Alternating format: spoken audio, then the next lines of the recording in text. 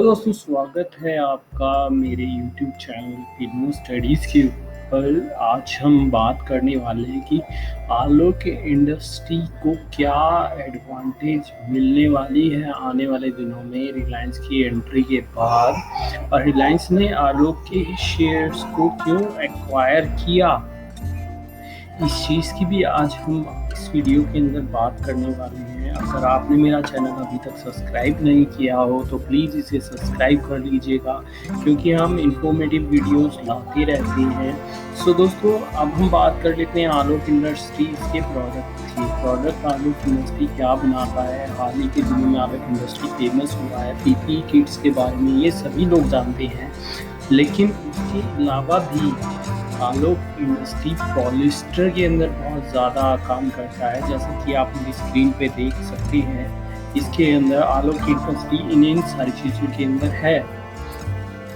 और ये रिलायंस को रिलायंस का ये पार्ट था उनकी एक्विजिशन स्ट्रेटजी का, क्योंकि रिलायंस के खुद के रिलायंस ट्रेंड शोरूम्स थे, तो उन्हें कोई मैन्युफैक्चरिंग कंपनी के शेयर्स बाय करने थे, जिससे कि मैन्युफैक्चरिंग भी रिलायंस की हो और जो बीच का जो मार्जिन होता है वो थोड़ा कम हो जाए, वो थोड़ा बिल्कुल ख़त्म हो जाए और सप्लाई चेन के अंदर डायरेक्टली मैन्युफैक्चरर से एंड यूज़र तक प्रोडक्ट पहुंच सके। ये उनके एक्विजिशन स्ट्रेटजी का पार्ट था, जिस वजह से उन्होंने आलोक इंडस्ट्री के शेयरों को एक्वायर किया।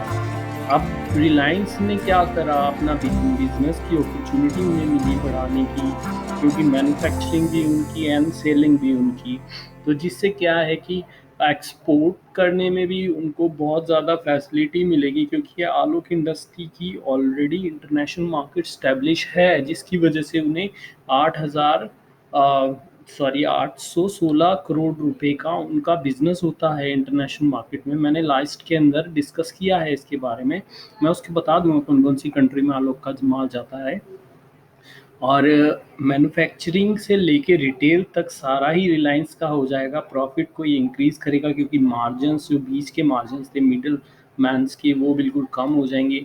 आलोक इंडस्ट्री का ऑलरेडी बिजनेस स्टैब्लिश है श्रीलंका एंड बांग्लादेश के अंदर, तो उसको भी रिलायंस ने टेक ओवर कर लिया आलोक इंडस्ट्री को एक्वायर करने के बाद। दोस्तों, रीज़न क्या थे, इतनी अच्छी कंपनी थी, क्यों इतनी बुरी हालत हो गई इसकी। रीज़न ये थी, इसमें लिक्विडिटी की बिल्कुल कमी हो गई थी।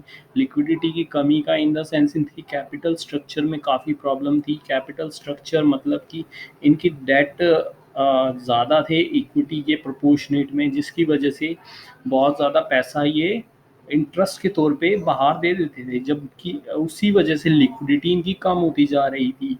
दोस्तों, इन्होंने अब रिलायंस की एंट्री के बाद, एसबीआई का पैसा चुकाने के बाद, लिक्विडिटी की इनके पास अपॉर्चुनिटी है कि रिलायंस इसमें लिक्विडिटी पंप करेगा।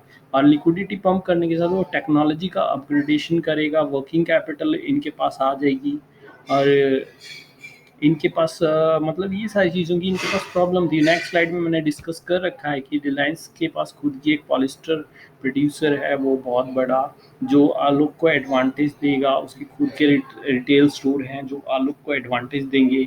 लिक्विडिटी है, वो रिलायंस लिक्विडिटी से भी सपोर्ट करेगा। मेजर काम होता है कैश का। कैश की लिक्विडिटी आपकी जितनी ज़्यादा होगी उतना बढ़िया आपका बिजनेस चलता है। वर्किंग कैपिटल जितनी ज़्यादा होगी उतना बढ़िया आपका बिजनेस चलता है।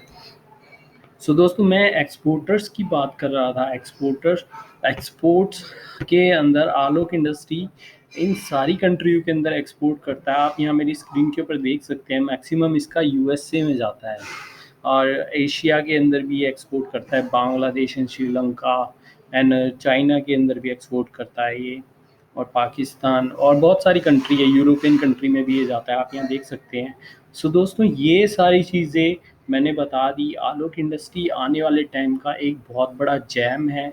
अब मैं बात कर लेता हूँ मेरे रेफरेंसेस की। सर, आपने ये सारा डाटा लिया कहाँ से? क्वेश्चन यहाँ से भी आप पूछ सकते हो कि ये इतनी सारी चीज़ों के बारे में आपको पता कैसे है। दोस्तों, मैंने ये सारे रेफरेंसेस दिए हैं। अगर आपको वीडियो अच्छा लगे तो प्लीज़ इसे लाइक कर दीजिएगा, शेयर कर दीजिएगा एंड मेरे चैनल को सब्सक्राइब कर दीजिएगा, और बने रहिए मेरे साथ में ऐसे इन्फो